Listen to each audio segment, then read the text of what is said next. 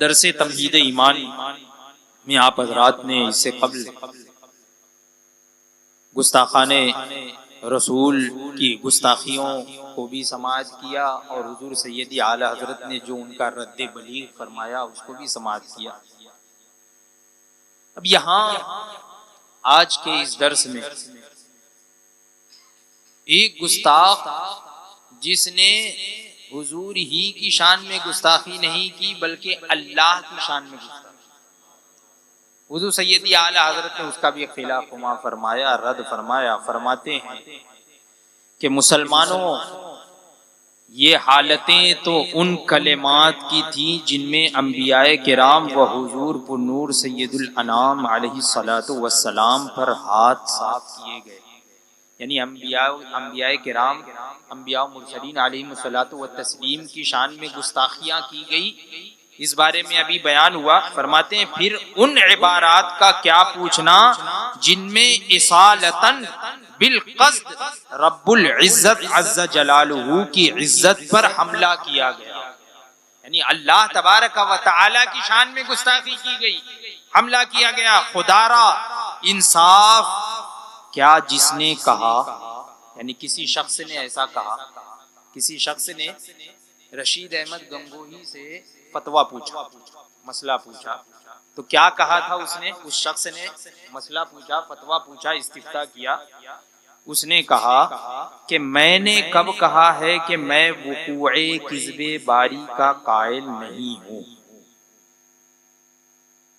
یعنی یہاں پر استفتاء کیا گیا رشید احمد گنگوہی سے کہ ایسے شخص کے بارے میں آپ کیا فرماتے ہیں کہ جو یہ کہے کہ میں نے کب کہا کہ میں وقوع کذب باری، وقوع کا مطلب واقع ہونا، کذب کا مطلب جھوٹ، اور باری اللہ تبارک و تعالی، اللہ تبارک و تعالی کے جھوٹا ہونے کا میں قائل نہیں ہوں، میں نے یہ کب کہا؟ معاذ اللہ، یعنی وہ یہ کہہ رہا ہے کہ میں اس بات کا قائل ہوں کہ اللہ تبارک و تعالی جھوٹ بول سکتا ہے، معاذ اللہ۔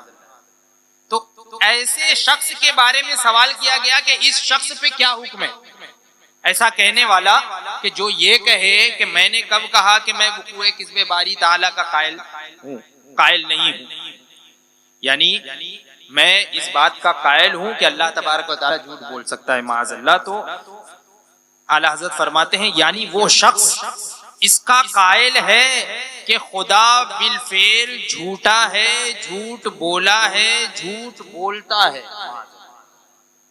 وہ شخص اس چیز کا قائل ہے کہ خدا بالفعل جھوٹا ہے، یعنی ابھی جھوٹا ہے، بالفعل یعنی ابھی، اسی وقت بالفعل جھوٹا ہے، جھوٹ بولا، جھوٹ بولتا ہے، اس کی نسبت یہ فتویٰ دینے والا، یعنی یہ سوال پوچھا گیا۔ اب اس سے متعلق جو فتویٰ دینے والا کون تھا؟ رشید احمد گنگوہی۔ تو فتویٰ دینے والا کہ اگرچہ اس نے تعویل آیات میں خطا کی مگر تاہم اس کو کافر یا بدعتی ضال کہنا نہیں چاہیے، یہ اس نے فتویٰ دیا۔ کیا کیا؟ جواب میں اس نے کہا کہ اگرچہ اس نے تعویل آیات میں خطا کی، یعنی آیات کریمہ کی تعویل کرنے میں اس سے غلطی ہو گئی ہے، اس نے سمجھا نہیں، خطا کی، اس نے غلطی کی، مگر پھر بھی اس کو نہ کافر کہا جائے، نہ بدعتی کہا جائے، نہ گمراہ کہا جائے، نہ فاسق، نہ گنہگار، کچھ نہیں کہا جائے، یہ رشید احمد گنگوہی کا۔ تو اس کا مطلب کیا ہوا کہ اس کے نزدیک بھی معاذ اللہ اللہ تبارک و تعالی جھوٹ بول سکتا ہے، یہی مطلب ہوا نا، کیونکہ ایسے شخص کے بارے میں سوال کیا گیا اور اس نے کیا کہا کہ اس نے آیات کی تعویل میں غلطی کی ہے، لیکن کوئی ایسی اتنی بڑی غلطی نہیں ہے کہ اس کو کافر کہہ دیا جائے، بلکہ گمراہ بھی نہ کہا جائے، بلکہ فاسق بھی نہ کہا جائے، یعنی گناہگار بھی نہ کہا جائے، یہ یہاں تک اس نے کہہ دیا۔ تو اعلیٰ حضرت فرماتے ہیں جس نے کہا کہ اس کو کوئی سخت کلمہ نہیں کہنا چاہیے، جس نے کہا کہ اس میں تکفیر علماء سلف کی لازم آتی ہے، یعنی اس نے ہمارے اسلاف پر بھی جو ہے وہ کیچڑ اچھال دیا. کیا کہ اگر ہم اس کو کافر کہیں گے تو ہمارے اسلاف کو بھی کافر کہنا پڑے گا معاذ اللہ. یعنی اس نے جو ہے وہ تہمت لگا دی، بہتان لگا دیا کہ ہمارے علماء نے بھی، بعض علماء نے بھی یہ فرمایا ہے کہ اللہ تبارک و تعالیٰ جھوٹ بول سکتا ہے معاذ اللہ. یہ تہمت لگا دی. تو فرماتے ہیں اعلیٰ حضرت کہ جس نے کہا کہ اس میں تکفیر علماء سلف کی لازم آتی ہے، یعنی علماء سلف کو بھی کافر کہنا پڑے گا، تو پھر حنفی شافعی پر طعن و تدلیل نہیں کر سکتا. یعنی اس کے کہنے کا مطلب یہ ہے کہ جیسے حنفی شافعی کا مسئلہ ہے کہ کوئی حنفی شافعی کو گمراہ نہیں کہے گا، شافعی حنفی کو گمراہ نہیں کہے گا، ان دونوں میں اختلاف تو ہے، تو وہ اختلاف اپنی جگہ ہے. تو ویسے ہی معاذ اللہ اللہ تبارک و تعالیٰ کے جھوٹا ہونے میں بھی اختلاف ہے. تو کچھ لوگ جھوٹا کہتے ہیں اور کچھ لوگ کہتے ہیں کہ جھوٹ نہیں بولتا. تو یہ اس طرح کا اختلاف ہے. کوئی کسی کی تدلیل نہیں کرے گا، کوئی کسی کی تفسیق نہیں کرے گا، کوئی کسی کو گمراہ نہیں کہے گا، کوئی کسی کو گنہگار نہیں کہے گا. یہ ایسے ہی ہے جیسے کہ حنفی شافعی کا اختلاف معاذ اللہ.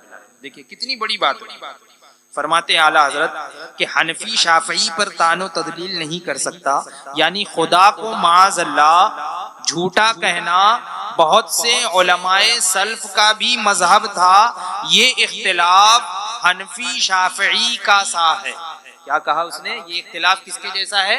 حنفی شافعی کے جیسا ہے. کسی نے ہاتھ ناف سے اوپر باندھے، کسی نے نیچے. جیسے حنفی شافعی میں کوئی ہاتھ نیچے باندھتا ہے، کوئی ہاتھ نماز میں اوپر باندھتا ہے، تو ویسے ہی یہ بھی اختلاف ہے معاذ اللہ. یعنی یہ اتنا چھوٹا سا اختلاف جو حنفی شافعی کے درمیان ہے، تو وہ عقیدے کا اختلاف اللہ تبارک و تعالیٰ کی وقوع کذب سے متعلق اس نے کہہ دیا کہ یہی اختلاف ہے ہمارے علماء، تو اس میں نہیں پڑھنا چاہیے، سب مسلمان ہیں معاذ اللہ. تو اس نے ایک کافر کو مسلمان کہا یا نہیں؟ اللہ کی شان میں گستاخی کرنے والے کو اس نے مسلمان کہا. تو فرماتے اعلیٰ حضرت ایسا ہی اسے بھی سمجھو کہ کسی نے خدا کو سچا کہا، کسی نے جھوٹا. یعنی اسی طریقے سے یوں بھی سمجھ لو کہ جیسے حنفی شافعی کا اختلاف ہے کہ کسی نے ہاتھ کے اوپر، کسی نے ناف کے اوپر ہاتھ باندھا، کسی نے ناف کے نیچے ہاتھ باندھا، تو ایسے ہی یوں بھی سمجھ لیجئے کہ کسی نے خدا کو جھوٹا سمجھا، کسی نے خدا کو سچا سمجھا. بس ایسے ہی اختلاف معاذ اللہ رب العالمین. تو فرماتے ہیں لہٰذا ایسے کو تدلیل و تفسیق سے مامون کرنا چاہیے. یعنی اس کے کہنے کا مطلب یہ ہے اس رشید احمد گنگوہی کا کہ کسی کو جو ہے وہ فاسق نہیں کہنا چاہیے، گمراہ نہیں کہنا چاہیے، تدلیل و تفسیق سے مامون کرنا چاہیے. کیا مطلب؟ یعنی امان دینی چاہیے. ان کو گمراہ نہیں کہنا چاہیے، فاسق نہیں کہنا چاہیے، گنہگار نہیں کہنا چاہیے. یعنی جو خدا کو جھوٹا کہے اسے گمراہ کیا مانے گنہگار بھی نہ کہو، معنن گنہگار بھی نہ کہو. یعنی گنہگار کے معنی میں بھی مت لو، وہ گنہگار بھی نہیں ہے، یہ کہنے کا مطلب ہے.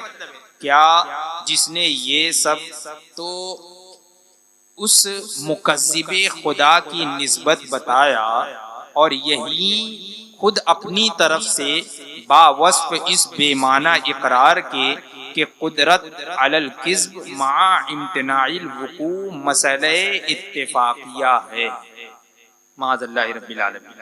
اعلیٰ حضرت فرما رہے ہیں کہ یہ خدا کی تکذیب کرنے والا، خدا کو جھوٹا قرار دینے والا، تو اللہ تبارک و تعالیٰ کی نسبت تو اس نے جھوٹ باندھ ہی دیا اور جھوٹا قرار دے دیا، اور اپنی طرف سے ایک بے معنی اقرار، بے معنی یعنی ایک فاسق اقرار یہ بھی کر لیا کہ جھوٹ پر اللہ تبارک و تعالیٰ کو قدرت ہے. ہاں یہ ہے کہ وہ جھوٹ بولتا نہیں. قدرت علی الکذب مع امتناع الوقوع، یعنی قدرت تو ہے جھوٹ پر اللہ تبارک و تعالیٰ کو، لیکن جھوٹ واقع نہیں ہوتا، یعنی جھوٹ بولتا نہیں. اس نے اتنا تو مان لیا اور کہہ دیا کہ یہ مسئلہ اتفاقیہ ہے. کیا کہا اس نے؟ کہ اس میں سب کا اتفاق ہے کہ اللہ تبارک و تعالیٰ جھوٹ بول سکتا ہے لیکن جھوٹ بولتا نہیں معاذ اللہ رب العالمین. یعنی اختلاف تو جھوٹ بولنے اور نہ بولنے میں ہے، اختلاف جھوٹ بولنے اور نہ بولنے میں ہے، اور اس میں کوئی اختلاف نہیں ہے کہ اللہ تبارک و تعالی معاذ اللہ جھوٹ بول سکتا ہے، معاذ اللہ رب العالمین، یعنی سکنے میں کسی کا اختلاف نہیں ہے، سب کا اتفاق ہے۔ معاذ اللہ اس نے یہ کہہ دیا، صاف صریح کہہ دیا کہ وقوع کذب کے معنی درست ہو گئے، یعنی اس نے یہ بتا دیا کہ اللہ تبارک و تعالی سے جھوٹ واقع ہو سکتا ہے۔ دیکھیے ایک میں عقیدے کی بات بتاتا ہوں درمیان میں، عقیدہ یہ کہ اللہ تبارک و تعالی کے لیے اگر کوئی یہ کہے کہ اللہ تبارک و تعالی ہر چیز پر قادر ہے، تو ہر چیز پر قادر ہے تو جھوٹ پر بھی قادر ہے۔ کوئی ایسا کہے جب ہر چیز پر قادر ہے تو جھوٹ پر بھی قادر ہے، لیکن جھوٹ بولتا نہیں۔ یہ کوئی اس طریقے سے کہے کہ ان اللہ علی کل شیء قدیر، بے شک اللہ تو ہر چیز پر قادر ہے، تو ہر چیز پر قادر ہے تو جھوٹ بھی تو ایک چیز ہے، تو اللہ تبارک و تعالی معاذ اللہ جھوٹ پر بھی قادر ہے لیکن جھوٹ بولتا نہیں۔ لیکن عقیدہ اہل سنت و جماعت کیا ہے کہ اللہ تبارک و تعالی ہر ممکن شے پر قادر ہے، اللہ تبارک و تعالی ہر ممکن شے پر قادر ہے، اور جھوٹ بولنا یہ اللہ کے لیے کیا ہے؟ محال۔ جھوٹ بولنا یہ اللہ کے لیے کیا ہوا؟ محال۔ اور جو چیز محال ہوتی ہے وہ قدرت میں داخل نہیں ہوتی، جو چیز محال ہوتی ہے وہ قدرت میں، جیسے کہ سمجھنے سمجھانے کے لیے آپ یوں سمجھیے کہ جیسے کہ آپ یہ کہیں کہ میں اڑ نہیں سکتا، میرا اڑنا محال ہے، میرا اڑنا محال ہے، کیوں؟ اس لیے کہ میرے پاس پر نہیں ہے کہ میں پرندوں کی طرح اڑوں، تو اڑنا محال ہے۔ اب اگر آپ یہ بولیں کہ میں اڑ تو سکتا ہوں لیکن اڑتا نہیں، اگر آپ یہ کہیں کہ میں اڑ تو سکتا ہوں لیکن اڑتا نہیں، تو اس کا مطلب کیا ہوا کہ اڑنا آپ کے لیے محال نہیں ہے بلکہ ممکن ہے، لیکن آپ اڑ نہیں رہے، تو ممکن ماننا ہوا یا نہیں؟ تو یا تو محال مانو یا تو ممکن مانو۔ اگر محال مانو گے تو وہ چیز آپ کی قدرت میں نہیں ہوگی، اگر آپ کی قدرت میں کوئی چیز ہوگی تو پھر وہ محال نہیں رہے گی۔ بات سمجھ میں آئی؟ یہ بڑا پیچیدہ مسئلہ ہے، لیکن اچھے سے سمجھ لیجئے کہ محال اور ممکن کسے کہتے ہیں؟ محال اسے کہتے ہیں کہ جو ہو نہ سکے، جو قدرت کے تحت داخل ہی نہ ہو، ہماری قدرت میں ہی نہ ہو، وہ ہے محال۔ اور جو قدرت کے تحت داخل ہو تو وہ محال نہیں بلکہ کیا ہو جائے گا؟ ممکن۔ تو اس لیے جھوٹ ایک عیب ہے کہ نہیں؟ اللہ تبارک و تعالی ہر عیب سے پاک ہے، تو جھوٹ سے بھی پاک ہے۔ اب اگر ہم جھوٹ کو محال مان رہے ہیں تو بتائیے محال اگر ہم مانیں گے تو کیا قدرت کے تحت مان سکتے ہیں؟ نہیں نا۔ جب محال ہے تو قدرت کے تحت داخل بھی نہیں ہے، اس لیے کہ اگر ہم قدرت کے تحت مانیں گے تو ممکن ہو جائے گا، ممکن ہو جائے گا۔ اور ہمارا عقیدہ کیا ہے کہ اللہ تبارک و تعالیٰ کے لیے یہ ممکنات میں سے بھی نہیں۔ بہرحال تو وقت زیادہ ہو چکا ہے، میں یہ بات پوری کر دیتا ہوں۔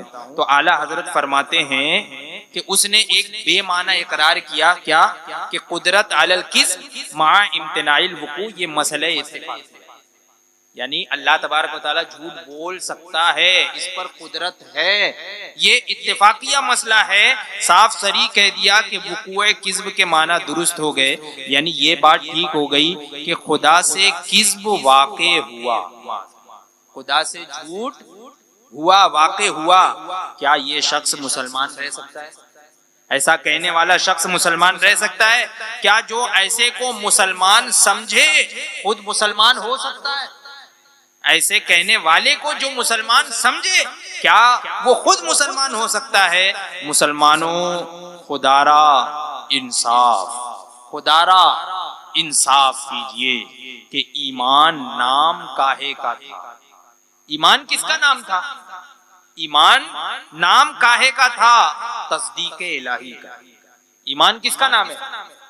تصدیق الہی کا، تصدیق الہی۔ انشاءاللہ اس سے متعلق آئندہ درس میں، آئندہ نشست میں یہ تفصیل سے بیان کیا جائے گا کہ تصدیق کا معنی کیا ہوتا ہے۔ تصدیق یوں سمجھ لیجئے کہ تصدیق کا معنی ہوتا ہے سچ ماننا، سچا ماننا، اور اس کا اپوزٹ ہوتا ہے تکذیب، یعنی جھوٹا ماننا، جھٹلانا۔